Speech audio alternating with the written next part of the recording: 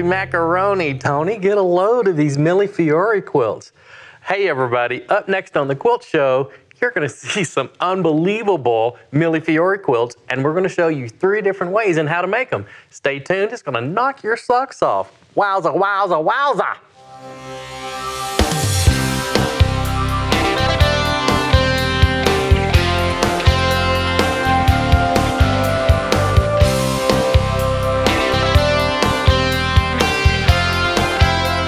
And now, your hosts for The Quilt Show, Alex Anderson and Ricky Timms.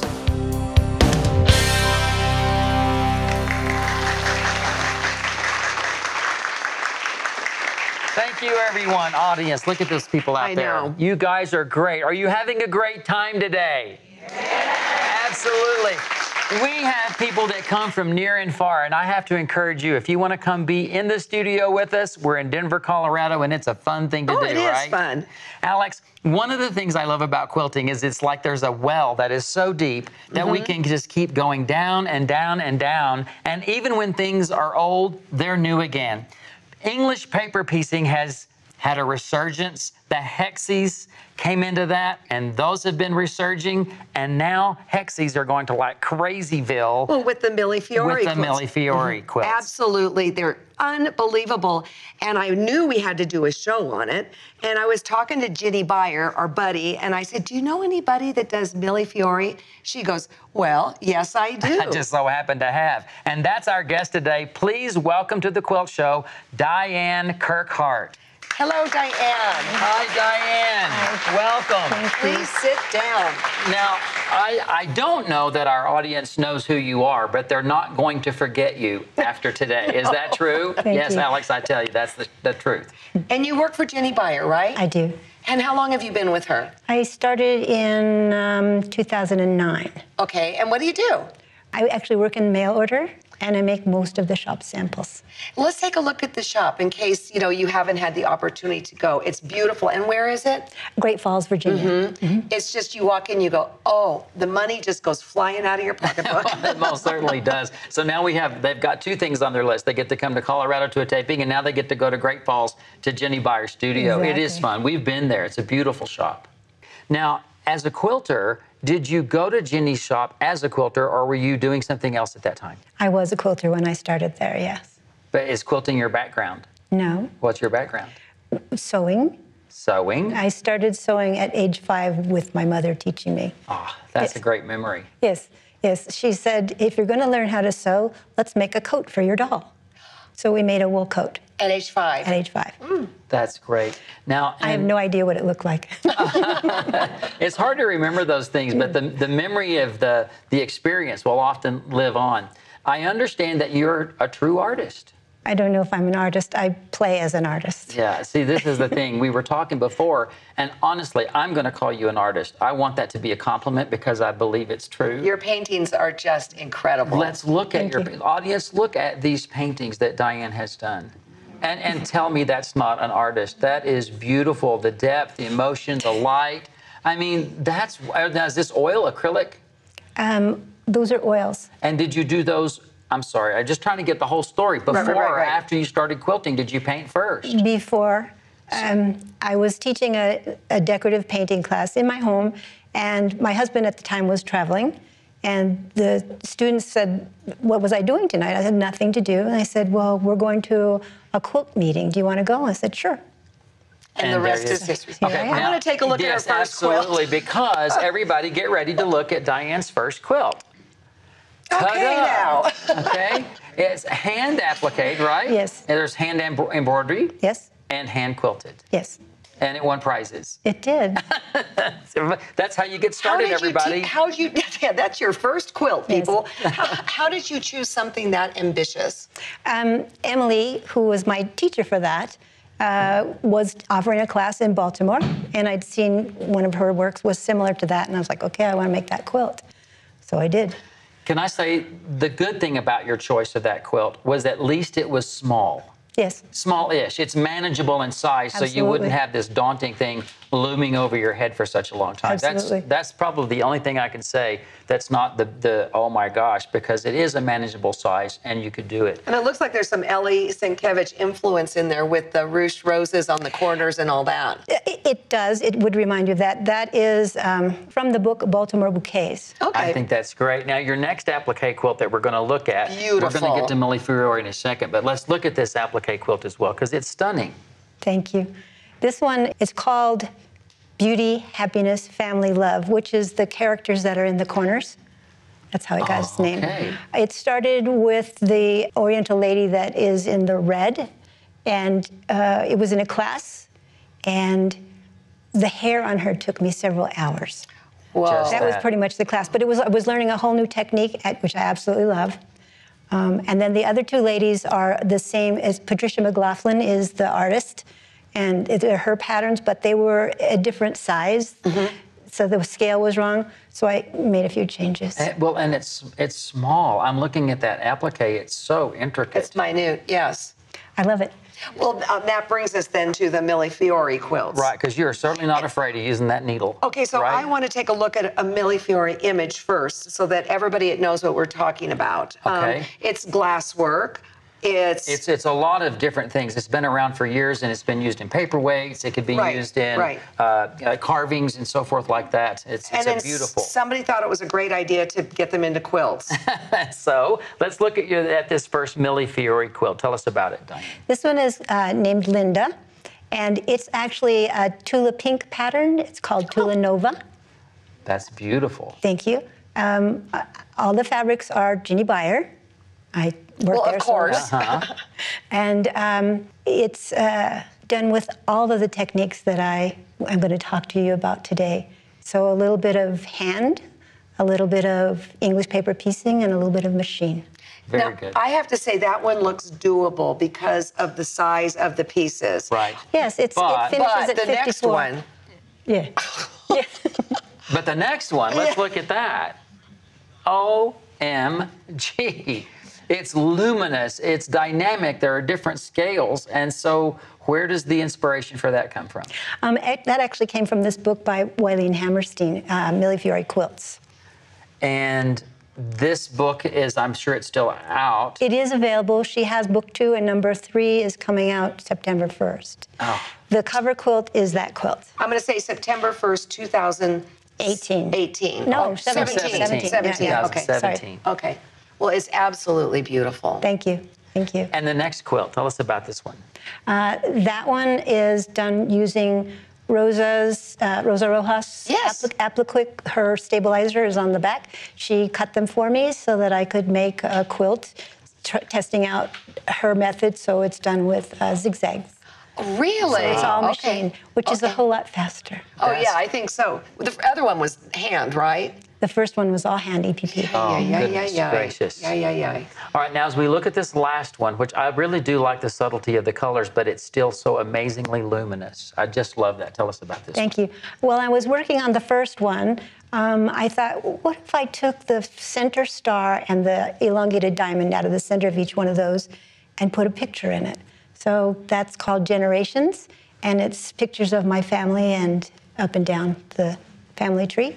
And I used Daiwa bow fabrics and Above a Whisper fabrics. That's wonderful. Audience, what do you think about these quilts? I'm hearing them out there oohing and awing and wowing, and it's exactly what I told you. You're going to see Diane's quilts today, and you're not going to forget her because the quilts are spectacular. But here's my takeaway. Okay. And you've already alluded to it. It's not just going to be handwork. It's not just going to be English paper piecing. You're going to show us over the course of this entire show 3 different ways to do this. And trust me, everybody, one of these methods will stick with you. You'll be able to do this. So let's learn all about it, right? Let's do it. After the break.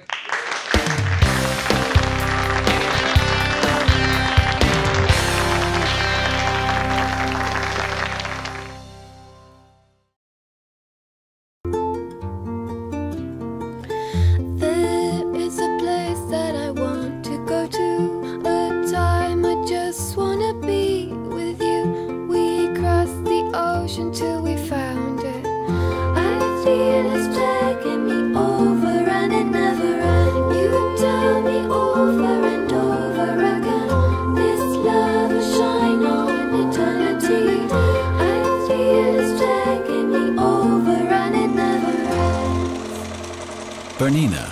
made to create.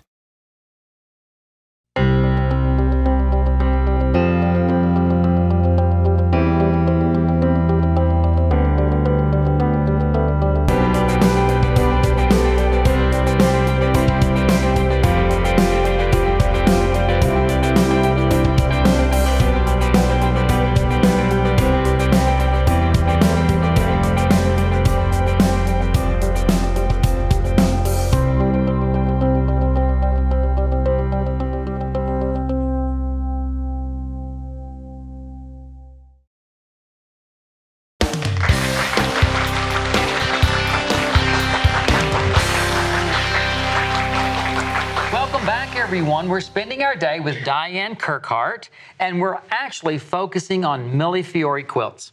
Now, Diane, we're going to start with what I think is probably I'm not going to say the most difficult, but it's probably the most tedious, the one that has the most planning and might take a little bit longer. Is that true? It is the most time-consuming. But the results are amazing, right? Yes. All right, so... And addictive. It is addictive. I know I've talked to people. I haven't done it. I have to raise my hand and say we all have our things, but I have talked to people, and the process can be very addictive. I think in order to start this, maybe we just need to know the tools of the trade, sure. what we need to use. Okay, so you need templates. We showed you already the book that this quilt came from. So there's templates. There's actually 5. I managed to bring 4, but you can see the papers that are also used. These are from paperpieces.com. And there's different sizes of kits that you can get. There's just the starter kit, which is this is a small pack, and then there's a starter kit, and then there's a complete one, which is enough papers that you won't have to use any of them. I didn't start with a complete kit. I started with the starter pack and reused them, and I will reuse them again. Oh, so they do last a while. Yeah. And my question is now, do you buy the templates with the pack, or those are separate They're purchase? packaged separately. But they are designed so that these cutting templates work with these paper backs. Exactly. These are the papers that you do the paper piecing with. Right, and these have a 3/8 inch seam allowance. You can get them with 1/4 inch, but when you're doing paper piecing, it's a little bit better to have just a little bit more seam allowance because it wraps over the card. Okay, that's a good tip because that's not one that I knew. Right. All right, so what else do we need to know? Okay, so you want to have a fabric that either has a mirror image, such as this border print here, or just And this is a gorgeous Jenny Beyer print, right? Yes, it is. Wow. Yes, it is. This is the Miyako line. Lovely. Yes. Beautiful. And or some fabric that has some sort of a pattern that you want to repeat. It doesn't have to be a mirror image. There is one up here on this quilt that is not a mirror image, and I think they'll either show it to you later or we'll show it to you we'll later. take a look at that. But that's how that spins around. Exactly. Just like that. Right. It's not a mirror image, but it worked well. It really did. All right. So this is, of course, a mirrored print, and it's I would assume this is a border type design print. Yes, that's what this is. It has these come with a wide and a narrow border. I just brought the wide because I didn't bring the whole bolt. And then how do you then go about choosing what section of the print? So I want to show you how I do the diamond, which is the 5-pointed star that's in the center of each rosette. So you have the diamond, and I position it on the border print somewhere in the center. And then to decide where I want to go with it, I use a mirror.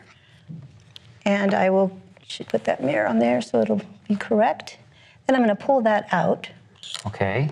And I've made myself a template, which is with like 3 cards, pieces of 3x5 card. Okay. Yeah, that I've so glued you've together. made your own, so you could see what the real deal's going to be when it's done. Right, and then you can just scooch this along and see how fun it's going to be. Yes. Yeah. Oh my! You've got a million different things out of one piece of fabric. Right. So you need to buy more. Duh. I like the way you think. You can also do this sideways, but you don't have as many options because there's only 2 mirror images on this. That's this one and this one. Okay. Yeah. So I like to go this way. I just get more for my money. Sure. Okay. Absolutely. All right. So fabric that works well. What other tools do we need to know about? Okay. So you're going to need a thimble because it's hand sewing and there's a lot of pushing with whatever finger you're going to do. I like a thimble, but some people can't get used to a thimble. They'll put a thimble on and they'll use another finger. Right. Okay. So what I recommend for something like that, these are these thimble pads. That's okay. That They're a little leather and they're sticky, and you can put them wherever you want over and over and over again. You'll know exactly where to stick them because when you start to stitch, that's where that needle hits. Where would you put it on your hand? So right there. That's and where then grab your needle so I can see that, because this is something I want to learn. Well, I'm not really stitching into anything, but... I know, but okay, so let's hold your hand down and a little towards the camera, and then lift up your thumb. Just, oops, I got to move this. Lift up your... Yes, all right. Well, just mostly I'm trying to see. When I demonstrate, I'll demonstrate with this. Oh, well, very good. All right, that'll help. Yes. All right, so now then, tape. I see tape on the table. Yes, I use a double stick tape so that when I put my template down, I've got this double stick tape on here, and I will do that. Then it stays in the position. I'll cut around it, and then I lift it up, and I move it to my next spot, and I have all the lines on it that tells me where it needs to go. Can we do that now? Absolutely. All right. So the tape goes on the back of the template. Yes, and it really doesn't matter front or back because it's clear, both the template and the tape. And does this tape get used over and over and over? It gets used over and over again, and then until it decides to not stick anymore? When it won't stick anymore, then you will, just shove this out of the way here. You'll scooch it off, and you can clear it off, you know, just pushing with your finger, and eventually you can get all of it off if you want using a little bit of alcohol. Sure. Okay, so before I put it down permanently, I'm going to put it down with the tapes, the sticky side up, till I decide where I want it to go. And you could have used your mirror, but we're going to say we did. Right, and I also, you see the lines on the templates that have the intersection lines? Yes. It's easier if you can find a spot on your fabric so that you know where you're going to put your paper.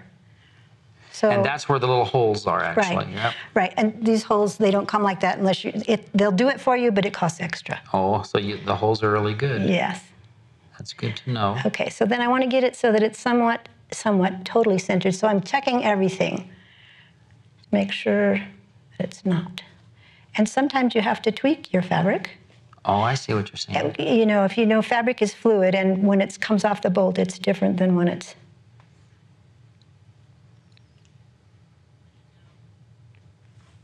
Stick it down. Okay. Okay. And then, am I doing this right? Yes. Yeah. Okay. Okay, so, and I have this spinning mat, which makes it very easy to get around. So you're just going to cut around all of your sides. And I'm just watching with the tail of this particular fabric. Do you do it like this with the long tail, or do you cut a smaller piece to work with? Well, I usually have a really long tail, and I kind of roll it up out of the way. Okay. Yeah. So this is exactly how you do it. Okay. Whoops. Oops. I missed a spot. Sorry.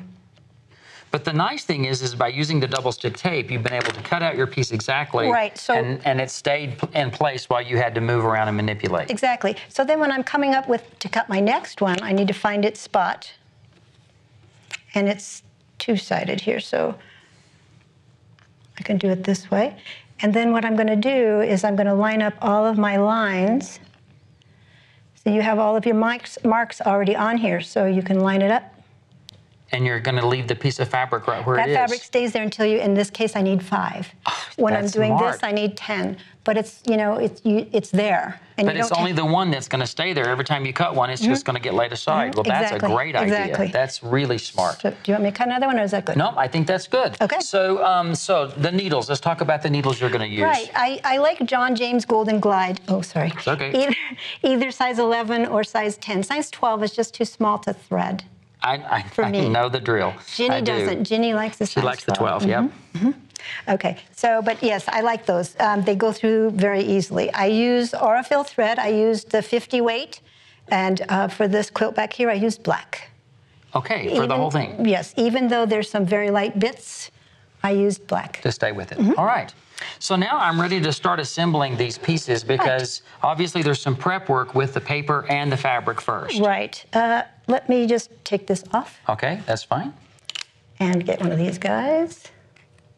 I did the glue. I put the glue glues. away. Do you need the glue? Oh my goodness, yes, I put the glue away. We put it in the bag. Yes. We did. Sorry. I got it. Here we go. There you go. Thank you. Okay, so when you're gluing, you're going to kind of center this, but this, because it's fussy cut, you want to figure out exactly where it's going to be each time. So I'm lining up at this point, making sure that those guys are the same. Right. And then I'm going to put some glue on inside the paper and some out onto the fabric. I do not want to get it on the edge of the papers because you have to stitch through that. Also, I'd like to point out that if you start always in the same spot, for example, I'm always starting on this part of the diamond, and I'll show you why in a minute. You're just going to roll around, and you always want to turn it whatever way you do. Make each one that way. So clockwise or counterclockwise, but be consistent through the whole thing. Exactly. And the reason that we're doing it this way is because I want to have these guys be able to nest. Okay. Okay? All right. So there you go. There you go. Okay. That's the piece. Yeah. Okay, so now let's move over to this. I've got some already stitched together. This is 3, and so when I'm doing it, I will stitch up one and down the other. I'm going to demonstrate on this how I do that. Okay. But the reason that I want that little tab to stick out is because they all nest if we do that. And does that switch around? Yep. And you can see the puzzle coming together. Now, if you'll notice, this one here, we're slipping over for a quick second. These are exactly the same ones, but see, you get a different pattern if you have one side or the other. If I turn this around. Which you can't totally do, but that's the piece. It's the same piece. Yeah, that's fabulous. Gives you a different look. Okay, so you never know what you're going to get. All right, so I've sewn these 3 together, and now I'm going to put these 2 together. So you want to line these up. You want to use one of these little clips. Then when you take your thread off the spool, you want to thread it the way the thread comes off. Okay, and never take thread longer than from your fingertips to your elbow because it gets tangled. Okay. Yeah. All right, so I'm going to take and catch a couple of threads on either side. And I'm just going to say, because as you do this, stay very in one place if it's possible, so the camera can stay right there on you. Okay. And go ahead and say what that is. And I've taken like 2 threads of each side, and there's no knot because I'm going to show you a knot. So I'm going to take the same 2 threads, or close to it, once again. And you've got that little pad on your finger now. Right, and I'm holding the end of that because there is, as I said, no knot. So now what I'm going to do is I'm going to make the knot. So again, the stitch, the thread that's coming out of the eye of the needle is going to go wrap around the point of the needle one way. The thread that's coming out of the fabric, I'm wrapping it around the opposite direction, and you get a very fine figure-8 knot. Wow. Okay, now that's something you're going to have to rewind to watch. Right? They will. They'll get that. But you may have to rewind to watch that. Yes. Very good. Yes. Okay. I could do it again if you want. But anyway, so then I'm just going to go along and I'm going to take a couple of stitches as I go. And my stitches are about 1/16 of an inch. They don't have to be that tiny, but that's the way I roll. So you've got these right sides together, and it's just a loop over stitch, right? Right. And you want to try to make sure that your lines are lining up. Sure. If there's, I see. Yes. Because you can see the print, even though it's right there on the edge. Right. You can see the... I can see it, yeah. right. And if it happens that it's not, you can do a little shifting. For example, you can put the needle through this way and poke that down. Okay. Or you can put the needle through this way and poke that up. But I can see, in that camera shot, I can actually see how that is lining up perfectly, because you're a professional. Well, thank you. You've got it down. Yes. So anyway, so you stitch along, and then when this gets in the way, you just move it out of the way. And you have moved that little dog ear out of the way. Okay. Let's move on now to talking about just the general assembly of getting one rosette done, right. Okay? Okay, so after this was done, then I would attach these guys, which is what you see here. Okay, let's actually do it. Let's move them into place. So I know you don't have that totally done, but move them into place to kind of give us a feel for that. And do you do all 5 pieces? I do all 5 pieces. One's gone missing, but it's because we have ghosts in the studio today. Oh, here it is. There it is, hiding over there. So that gets stitched together to become... So then that gets stitched away. And again, 1 clip is all you need for the whole quilt. Fabulous. Okay. All right, and then... So then the next part of the rosette would be this round, and then that would attach. And there's 10 of these, and you don't sew the last one together because this is stiff because of the paper, so that you don't have this fighting you. It kind of flaps out here while you're working. And it just works itself around. Exactly, exactly. And becomes this, right? And then it becomes this. And then the next step, you're going to make the star points.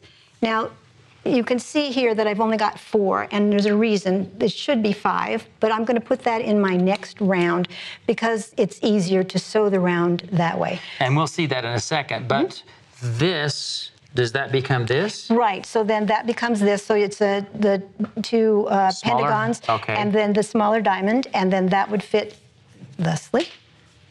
Okay, and then that's good. You're going to do several of those. Right, and depending on which block, which rosette you're working on, you either have a whole one or you only do a partial because there's other pieces that puzzle together. Exactly right, so. Sure. Exactly and then this one is almost at the end. Okay, so then this is, I've got, I'm making it a complete one, and you can see that it fits together. And here's where the next round, you will put that star point in between so that it just nests like that. And you really have a long straight seam. That's right why, there. because it's so much easier to just stitch a straight across than go here. And to really keep track of it all. Here's your pattern and what you do. There's the magic. This is what I did with this guy. Every time I did one, I checked it off. It was sort of a happy dance. Yeah, sure. I got one. And then suddenly you're getting down to, I have only 3 left. This is going to work, right? Wow. Exactly. I mean, it's a lot of information. You may have to rewind a bit just to kind of get all of the stitches and the knots and so forth. But when we come back, Diane is going to show us a method that's a little bit simpler than this, wouldn't you say? And a little bit faster, too. So don't go anywhere. We'll be right back.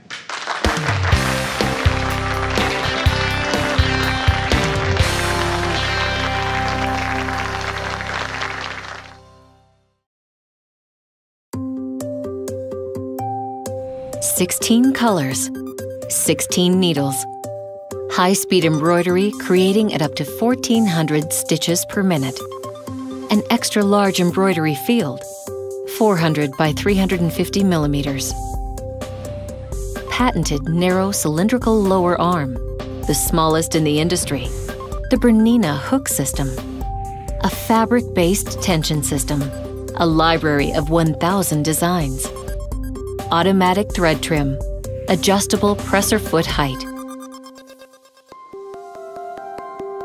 The new Bernina E16. High-speed embroidery with true commercial quality.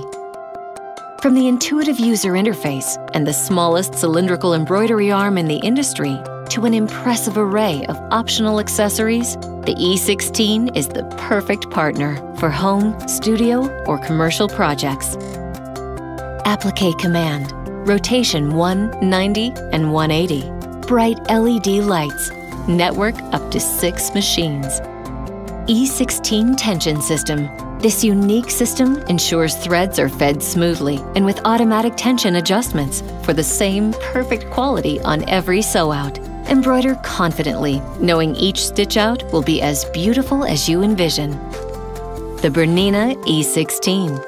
The stuff dream machines are made of.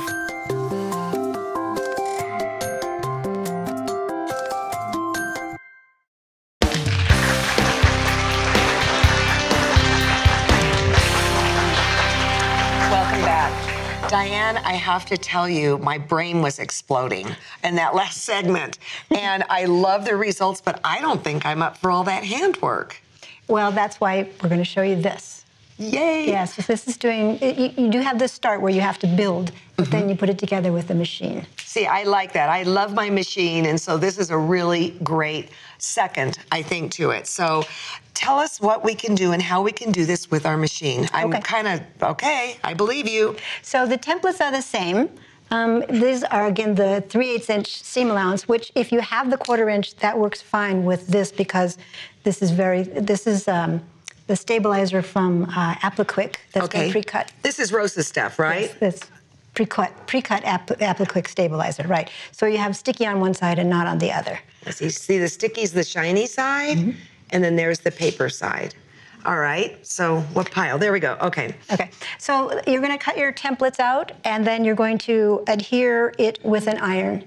And if you're fussy cutting, then you have to be very careful about where you position it. Right. Each one needs to be positioned in the same manner so that it can come out and still look beautiful. Okay. Okay, so the difference between this and the hand one is that I don't care if the glue is over here because I actually want it on both sides because sticky sticks to sticky best. Okay, wait, you mean so you want it both on the paper, or what do you want to call it? On the stabilizer and on the seam allowance. Okay, gotcha. Okay. All right. And in the last segment, I told you just always start the same way. It doesn't have to be this way. But if you get in that habit, it's not a bad habit to be in. So, okay, so you don't have to do it because in clock or whatever like that. Okay, right, gotcha. Because I'm going to tuck these tails in. Right, it has to be totally ready to go. Right. Okay. Okay, so these are the AppliQuick tools. We love them on TQS. I do too, yes. So they become your fingers, otherwise you get oopy-goopy with glue. So I call this the pickle fork. Betty told me not to. But that's my description. And then this side has a beveled edge. So the pickle fork is your holder and the beveled edge is your turner. Right. Okay, so I'm gonna hold and I'm gonna get glue on both the stabilizer and the fabric edge, and I'm gonna roll this up this way. You know, if you have not tried this at home, I'm gonna tell you right now, this is so slick. It is just the way to go. Right, so again, I'm going to lay this down. Okay, so now I want to protect my corner, my edge. So I want to be here. But first, before I do that, I want to pre-mark where I'm going to turn. So I take the beveled edge and I'm creasing right where I want it to turn. So that kind of pushes the glue up and tells the fabric what I want it to do. Then I'm going to roll this over and I kind of poke it in between the tines. Push it down, technical term. And fold it over. So now you have a nice point with this overhang, the dog ears. I want to get rid of that. So what I'm going to do is I'm going to go from the point, I'm going to tap, tap, tap, tap, tap, tap, tap, tap, which tells it what I want it to do, and I poke it back in, tap that down. And you don't put extra glue on that end? No. Oh, wow, okay, cool. And then you have a nice point, and then you do the same thing on this. So I want to... See, I have not seen the scoring before. I like that. Oh, yes. Yeah. Mm-hmm. It helps. Again, I want to protect my point, so I'm going to go over here, roll this over. I just love this. I know. Just the pointy ends are the ones where you have to go tuck, tuck, right? Right. Okay. Right. Okay, so now I've got two ends, so I want to score both sides. My glue. No runaway. And like you could do this on a lap desk or something like that and just, you know, and it goes really fast once you get started. I am a very relaxed quilter. Uh-huh. When I'm piecing, if I'm not at the machine, whether I'm hand quilting or whatever, I'm sitting in an easy chair with my feet up, so I'm kind of like this. Nice. Doing this too. Okay, so again, tap, tap, tap, tap. Tap that down. And then you have a piece that's ready to go. Okay. Okay. So here you've got 3. Right, and I have 2 others over here. Okay, come on over here. Now this is so cool, you guys. I would not have thought to have done this, so lay it on us. All right, so I have the AppliQuick invisible thread on the top. I recommended on the bobbin, but we didn't rewind it. It seems to be just fine to have... on your little test drive, right? Right, on the test drive. It seems to be just fine with, you want to have a fine thread, so maybe 50, 60 weight at least. And now you can even get 80 and 100 polyesters too that you can put on bobbins. Right, Super fine. Arfil even has an 80 weight cotton. Right, right. Mm-hmm. Okay, so I'm using a zigzag stitch. At home, I use my number 37 foot. I have a Bernina. This is also Bernina, but we don't have a 37. But you want to be, I don't want to have it be an open toe, because if it's an open toe, it's hard for me to keep it in the center. Mm-hmm. When it's narrow like this, I can keep the fabric, the 2 pieces together in the center. I have my zigzag stitch. I have it dialed to a narrow 1.1 or 1.3, and you want to test that on your machine. And then I have the length of the stitch dialed down to 0.8. And then you're just going to match it up and stick it in there. And the throat plate is you have to go wide so that it can zigzag. Otherwise, broken needle. Right. And this needle is the 60, which I believe you all got a sample of. And you do not want to use your needle threader with it because the eye is quite small and it could lock it up or even break it. Very fine. I went and threaded up the machine. I'm going, whoa, that's bending, but it didn't break. Yeah, but so you don't want to take the chance. This thread is easy to thread because it's stiff, okay? All right, so what you would do is you would get together your pieces that you're ready and slip it in under the foot, and we've got one started here. And needle down position? Yes, needle down position, and then you're just gonna zigzag. So that it just, and you keep it, the reason I want it in the center where I want this narrowness is so that I can see that I have the two pieces butted together but still being caught by the needle. Okay, I'm liking this a lot. Right. Now, it's not fast. I don't recommend that you have your glass of wine, which you can do with the other techniques. I'm not liking this a lot. No, I'm kidding. Well, you just can't drink it while you're doing that. Oh, okay. Okay. But, I mean, with the other ones, you know, you can socialize, watch TV. This requires some concentration exactly where you're at. Yeah. Okay, and then you want to backstitch a little bit just because this is kind of a wiry thread. And then go forward. And then you sew on a 440, so yeah. Very different machine. You don't want to cut this too short because you're going to want to be able to catch it underneath. Okay, let's put this down here and here. So you don't trim that. It goes. You just tuck it under and do your thing. Okay. What do you guys think? Is this a winner or what? Yeah.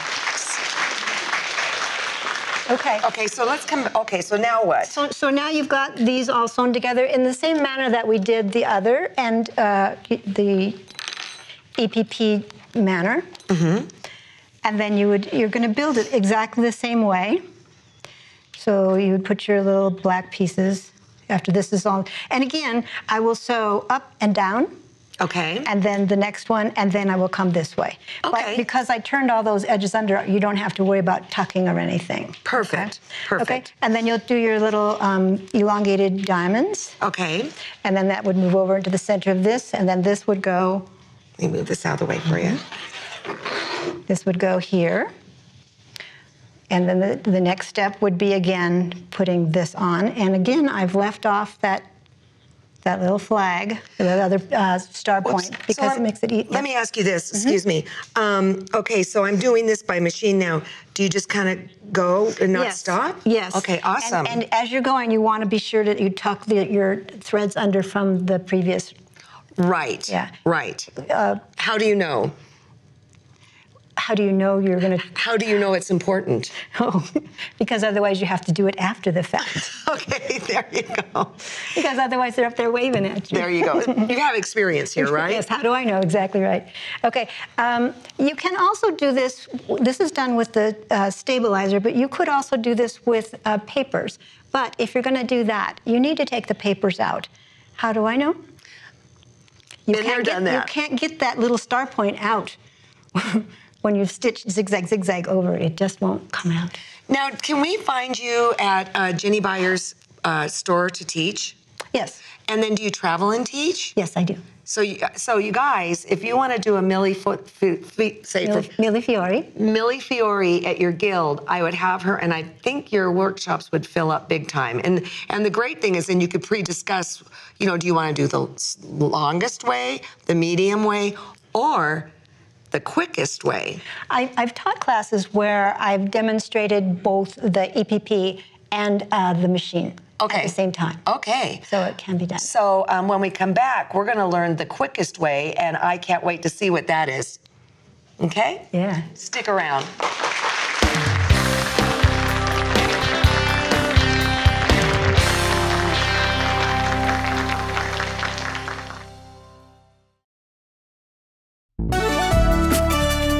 On the next Quilt Show, meet the Hoop Sisters. They are taking the country by storm with their fast and easy digital embroidery. Whether you're a quilt newbie or a seasoned seamstress, there are tips in this show for you. Now, how does it know to stay there? Because I told it to. Oh, no. Plus, Alex has a different take on the center of the Dresden plate. It's not a typical Dresden plate. It's different. There's rickrack on the centers. And that's one of the tricks you're going to show us here, okay? Tune in for that. We say hoop, hoop, Hooray! for the next quilt show.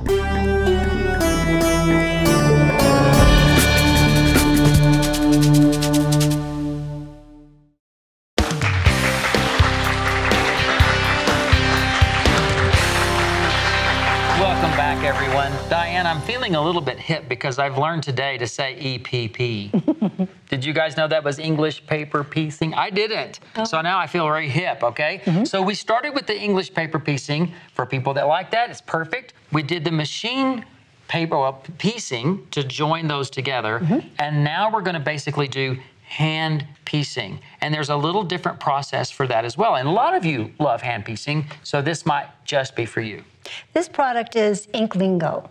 Okay, and now is that a company? It is a company. It's a Canadian-based company, but you're downloading it to your computer, so it doesn't really matter where it comes from. So you're not having to buy the templates and the papers and those kinds of things. You just simply buy the program and the pattern that you want to do. Exactly. And you can print it out. Exactly. It prints using your home computer and your home printer. Fabulous. All right, so let's talk about the process of getting it onto the fabric. What are we looking at here? Okay, so you want to cut your fabric so that it's a little bit smaller than an 8.5 by 11. I use freezer paper. You would need freezer paper, but not the kind that comes on a roll. I like the flat kind because it goes through your printer much easier than the curled up kind.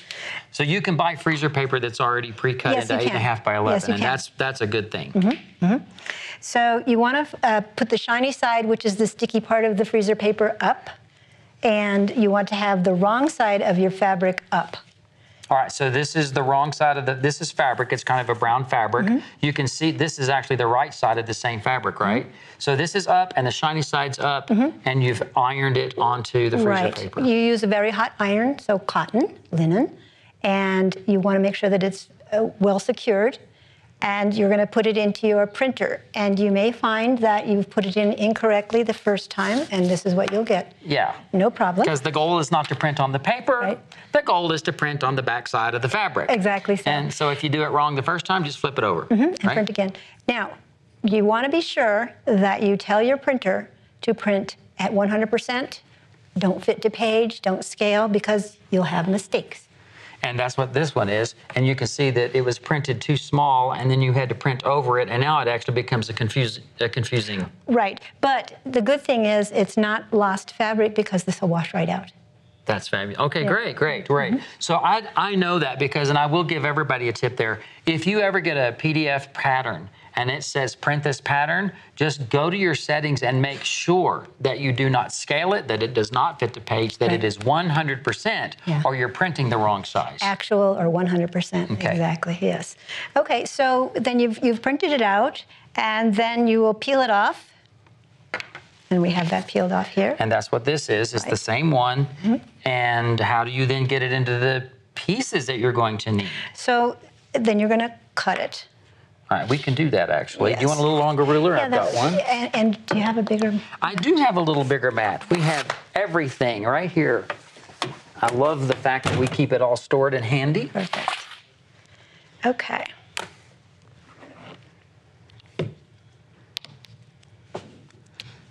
So at this stage, what are you looking at? Right now, I'm cutting it so that it's in strips. Okay, so and did you align with the bottom I'm aligning with the bottom of the template, exactly so. It's a nice straight part that I can. And on these Inklingo things, patterns, are they all kind of laid out so that you can easily cut them apart like this? She has them laid out so that if you only need a few pieces, you can use a smaller bit of fabric. Okay. Yeah. So there's less waste. There's not a whole lot of waste anyway.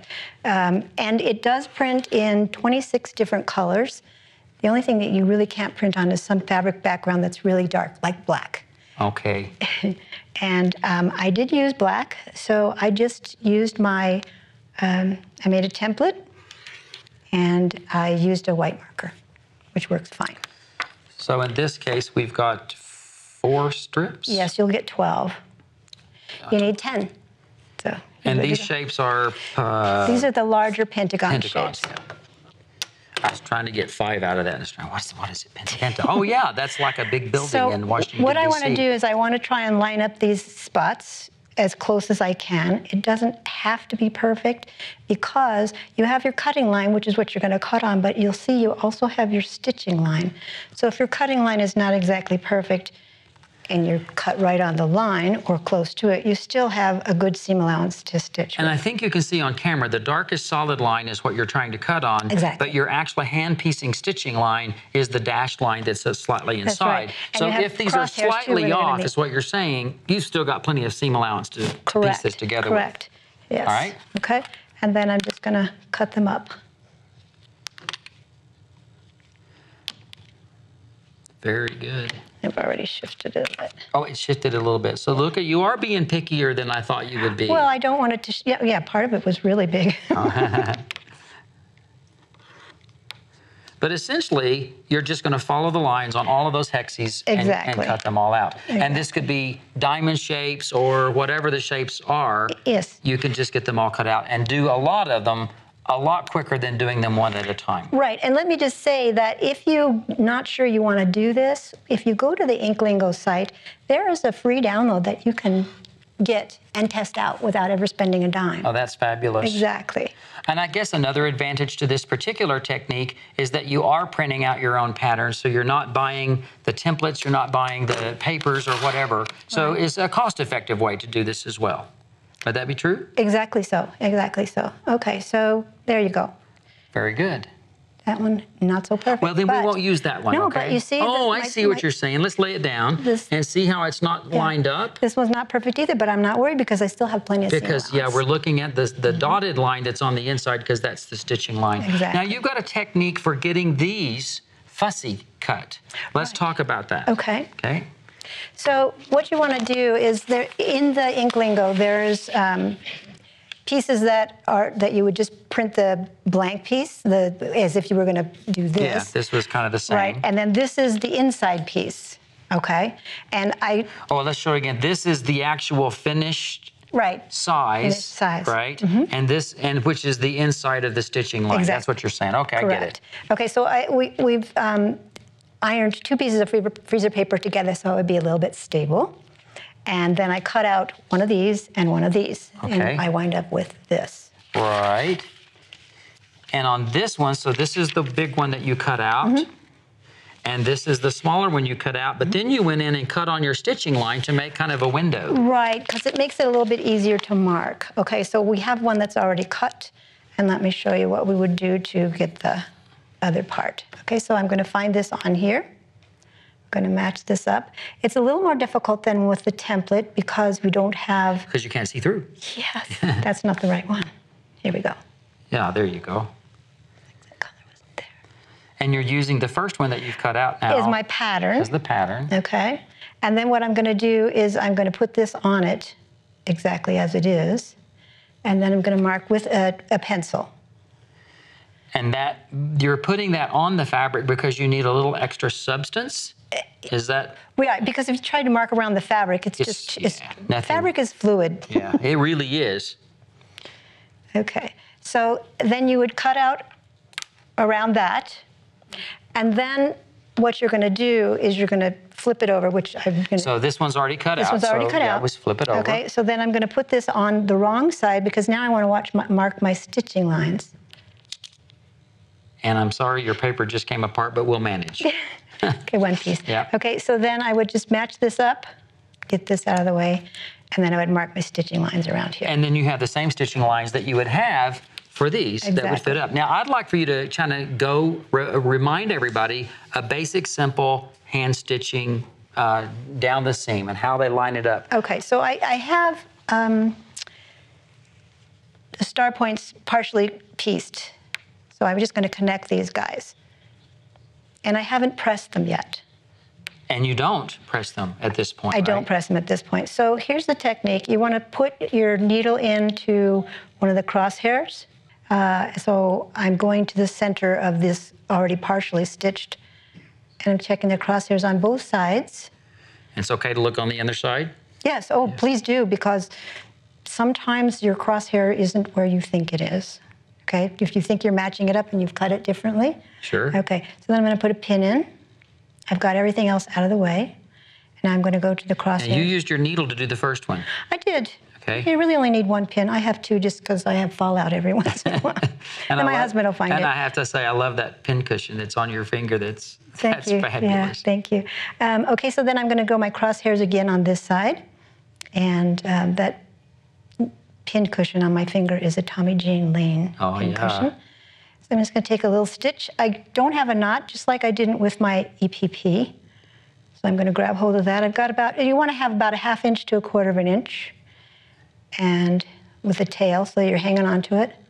Take another stitch. And is that a back stitch you just took, or is that yes, it's the same stitch I just did, okay? And so now I'm going to take the 3rd stitch, and now I'm going to do thread coming out of the eye of the needle, goes around the needle one way. Thread coming out of the fabric, wraps around the opposite direction. That's great. This may be, again, one of those things you need to rewind, but that's fabulous. Again, you get a very fine, good knot. Fine in size, fine in quality. Absolutely, too. sure. Okay, and then you're just going to take some stitches. And this is just a running stitch. You're going up and down. It is just a running stitch. And you know, I have to tell everybody, doing this on camera and standing up and not in the normal position you're in, that's hard, isn't it? My usual. Yeah. But easy you're doing chair. a great job. Okay, and then when you get to the seam, you want to take a couple of stitches, just so that it secures that so that it won't pop open. Okay. I'm intrigued.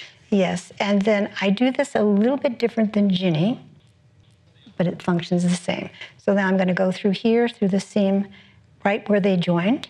Now my thread is on the other side. You're speaking of Ginny. Was she your teacher? Did she teach you the hand piece? Oh my gosh, she's fabulous. Yes, she is. She is very quick. Okay, so now I'm going to meet my crosshairs again on this side. Stick a pin in it.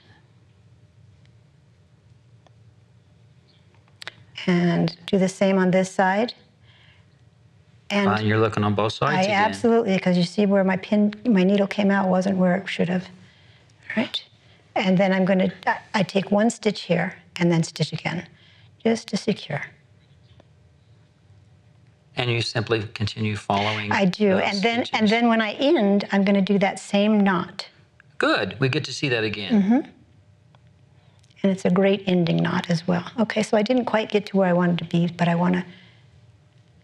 didn't want to have a tiny, tiny stitch, so I'm going to take another stitch to get it there. I'll take a 2nd stitch. And is that like a loop stitch, a back stitch type? Yes, it's a back stitch, exactly. Now, if this were a long grip one, I would stitch halfway and then take a back stitch and go again, but this is short enough, right?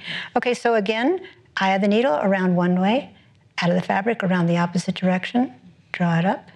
That's fabulous. I did not know that. I've never seen that, I don't think. Okay, so then now I will press. And what I'll do is I'll press these seams open and so that I can spiral. Yeah, and you've got one already done, so let's look at that so that it's all nicely spiraled on the back side. And you have a nice flat bit right there. And then as you continue to build this, which is very similar to what you showed us in the other segments, I would like for you to get the purple and black piece over there, and let's bring it over because you don't press while you're going through the process. This is pressed. Right. But this big ring of diamonds is not pressed yet. Right, and so it looks like it'll never fit, but it's the pattern, it's on there, and it fits. I'm thinking about an Elizabethan collar right now. That's exactly kind of gathered up. Yeah. But you will press it, and ultimately it will all piece in the way you just showed us. Now, before we have to take a little last dive into the end of the show, I want to talk about that you have used the templates from your pattern to create a master template that was larger than all these pieces. Well, it's the same size as all these combined, but you've added the seam allowance onto it. Is that right? So that I did for the pictures. And this is, tell us about this product. This is a cotton lawn. It's a EQ printable, so you would get your picture that you want. Hi. Hello. Yeah, Alex snuck in.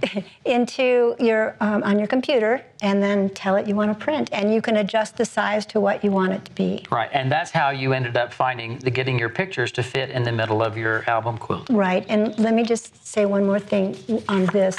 You can see that I first drew the outline.